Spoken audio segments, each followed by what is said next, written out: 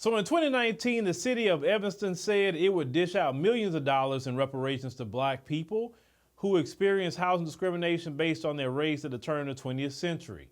It said now almost 4 years since the politicians passed legislation to make right a systemic wrong implemented by white supremacists in their town, 140 mostly elderly black residents will receive the first checks. It said under a groundbreaking $10 million initiative, eligible black citizens or their descendants who resided in the city between 1919 and 1969 and can demonstrate the impact of policy-initiated housing discrimination on their lives will receive $25,000 in reparations. Now, they say there's a retired postal worker, Lewis Weathers, the brother is 88 years old, will be one of the recipients of the $25,000 reparations. He said that he remembers and say what racism was like back in the day, particularly when he helped integrate his junior high school. He said every time we raised our hand, the teacher wouldn't call on us.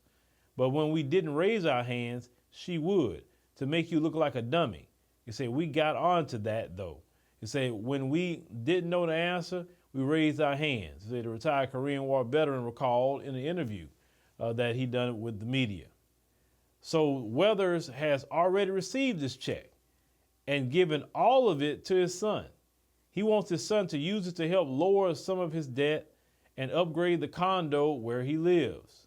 He said, in addition to addressing the housing discrimination, they say the city, which at the time the legislation was passed, had a population of 75,000, 16% of which is black, committed to earmarking a portion of the $10 million to programs and organizations that address gaps in education and economic development. Now, the $25,000 that seniors like Weathers will receive will be paid in either vouchers or cash. They say the city has created a structure where the funding of the payments will pull from the legal sale of cannabis and real estate transfer taxes. Now, according to the Evanston Roundtable, at first reparations were supposed to come from the city's sale of cannabis.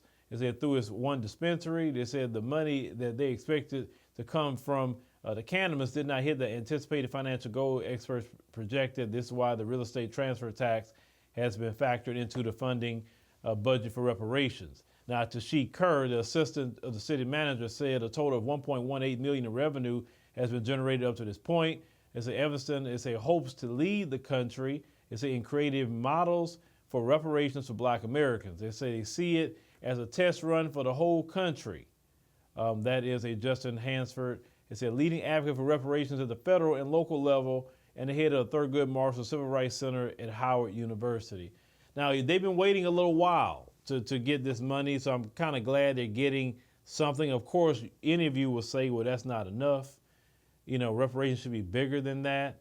I agree. That's why we need it at the federal level. I mean, local municipalities can do something, and they should do something, because they allowed all the harm to us locally. So local government should actually do something. State government should do something as well.